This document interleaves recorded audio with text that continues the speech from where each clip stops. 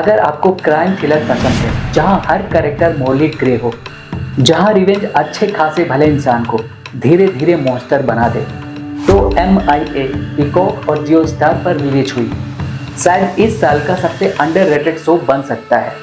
और ऑनेस्टली इस सीरीज से मैंने इतनी एक्सपेक्टेशन नहीं रखी थी, लेकिन कुछ एपिसोड्स के बाद समझ आ गया कि ये शो सिर्फ ड्रग्स और कार्टेल की कहानी नहीं है, ये पेन, सर्वाइवल और ट्रांसफॉर्मेशन की कहानी है, वो भी 18-19 साल की हेल्पलेस लड़की की। तो आज बात करेंगे MIA की, जिसे बिल DBQ ने बनाया है, जिन्होंने हमें ओजार्क जैसी कट सीरीज दी थी। तो MIA भी क्या ओजार्क वाला मैजिक चला पाएगी?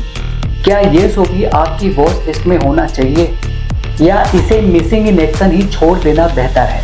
चलिए जानते हैं। सबसे पहले बात करते हैं स्टोरी की। शो की मेन कैरेक्टर है एडा टाइगर जोन्स, जो बाहर से देखने पर नॉर्मल टीनएजर लगती है, लेकिन उसकी फैमिली सीक्रेटली ड्रग बिजनेस में इन्वॉल्व है। कहानी सेट है फ्लोरिडा की खूबसूरत लेकिन खतरनाक फ्लोरिडा कीज में। फ्लोरिडा कीज के नियोन दुनिया के पीछे कार्टेल, स्मगलिंग और वायलेंस का पूरा गेम चल रहा है, लेकिन कहानी तब कंप्लीटली चेंज हो जाती है जब एडा टाइगर्स की पूरी फैमिली ब्रूटली खत्म कर दी जाती है। और यहीं से शुरू होती है उसकी रिवेंज जर्नी, जब आपके आंखों के सामने ही आपके माँ बाप, 2 भाइयों और उनकी बीवियों को मार दिया जाए, तो आपकी पहली ख्वाहिश रिवेंज की ही होगी, जो जस्टिफाई ही लगता है। अब नॉर्मली ऐसे शो में रिवेंज बहुत स्टाइलिश दिखाया जाता है, लेकिन MIA रिवेंज को ग्लैमरस नहीं बनाता। ये शो दिखाता है कि रिवेंज अंदर से इंसान को कितना डिस्ट्रॉय कर देता है। एडा शुरुआत में इनोसेंट लगती है, लेकिन जैसे जैसे एपिसोड आगे बढ़ते हैं वैसे वैसे वो इमोशनली कोल्ड होती जाती है। और ऑनेस्टली यही इस शो की सबसे इंटरेस्टिंग चीज है। I mean, आपको किसी की जान लेने के लिए कोल्ड तो होना पड़ेगा ना। आप इनोसेंस और क्यूट रहकर किसी की जान नहीं ले सकते। आप उसके लिए सिंपैथी भी फील करते हो, बट कई बार डर भी लगता है। शैनन गिसेला ने सरप्राइजिंगली स्ट्रॉन्ग परफॉर्मेंस दी है। उसका कैरेक्टर सिर्फ बैड एस नहीं बनता, बल्कि धीरे धीरे इमोशनली नम हो जाता है। उसकी आंखों में जो एंगर और एम्प्टीनेस दिखती है, वो कई सीन्स को बहुत हैवी बना देती है।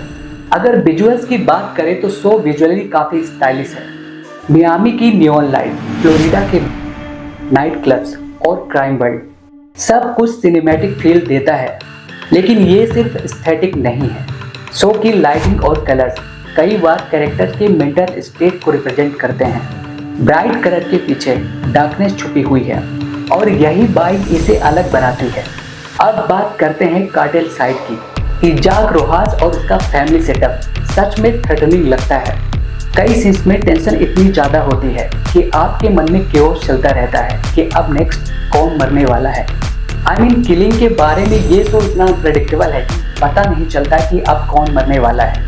किसी भी पल कोई भी मर सकता है, और यही अनप्रेडिक्टेबिलिटी आपको बिंज वॉच करवाती है। लेकिन ऑनेस्टली शो परफेक्ट नहीं है। कुछ डायलॉग थोड़े चीजी लगते हैं, कुछ डिसीजन अनप्रेडिक्टेबल होते हैं।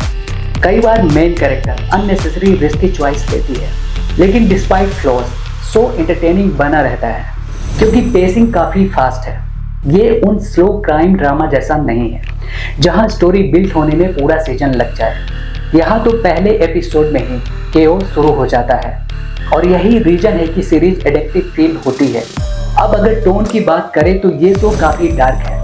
वॉयलेंस है, ड्रग बिजनेस है, एडल्ट थीम है और स्ट्रॉन्ग लैंग्वेज है। ये शो दिखाता है कि इस दुनिया में मोरालिटी ऑलमोस्ट एग्जिस्ट ही नहीं करती है। हर कैरेक्टर सेल्फिश है, बस पीठ दिखाने की देर है।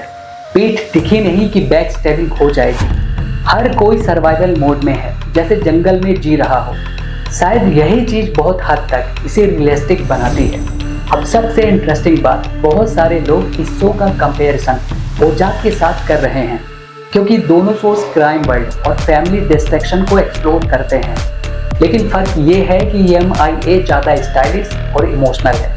ये स्ट्रेटजी से ज़्यादा ट्रॉमा पर फोकस करता है। कुछ मोमेंट्स सच में हार्ट ब्रेकिंग है, स्पेशली जब एडा रियलाइज करती है कि रिवेंज लेने के चक्कर में वो खुद मॉन्स्टर बनती जा रही है, जिससे वो खुद नफरत करती थी। और ऑनेस्टली यही इस शो का स्ट्रॉन्गेस्ट थीम है। Killer are not born, they are made. और पूरा सीजन इसी लाइन को प्रूव करने में लगा रहता है। अब अगर परफॉर्मेंस की बात करें तो इस शो के सपोर्टिंग कास्ट भी काफी सॉलिड है। कैरी एल्वेस का कैरेक्टर काफी स्मार्ट और मिस्टीरियस लगता है। कभी प्राइवेट डिटेक्टिव, कभी होमसाइड डिटेक्टिव, काफी कंफ्यूजन है। मार्टा मिलास जितनी प्रिटी लगती है उतनी ही डेंजरस वाइब देती है और cartel family genuinely intimidating feel होती है। अब फाइनल सवाल ये है कि क्या MIA देखने लायक है? अकॉर्डिंग टू मी यस, बिल्कुल देखने लायक है। अगर आपको फास्ट फेस्ड क्राइम थ्रिलर पसंद है, डार्क फीमेल लीड स्टोरी पसंद है और स्टाइलिश रिवेंज ड्रामा पसंद है तो ये शो आपको डेफिनेटली एंटरटेन करेगा। हाँ, ये मास्टरपीस नहीं है, कुछ फ्लॉस हैं, कुछ राइटिंग वीकनेस हैं, लेकिन शो बोरिंग बिल्कुल नहीं है। अगर रेटिंग की बात करें तो ऑडियंस ऑफ सिनेमा इस शो को 3.3 आउट ऑफ 5 स्टार देता है। ये शो स्टाइलिश है, इसमें वॉयलेंस है, इमोशन है और बिंज वर्दी एनर्जी भी है।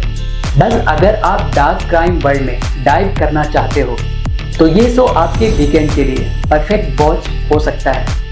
अभी के लिए इतना ही। अपनी राय, सुझाव और गिले शिकवे नीचे कमेंट सेक्शन में लिखना ना भूलें। अगर वीडियो पसंद आया हो तो अपनी फ्रेंड एंड फैमिली के साथ शेयर कीजिए। मिलते हैं आपसे नेक्स्ट मूवी में, तब तक के लिए जय हिंद, जय भारत और आपकी भी जय।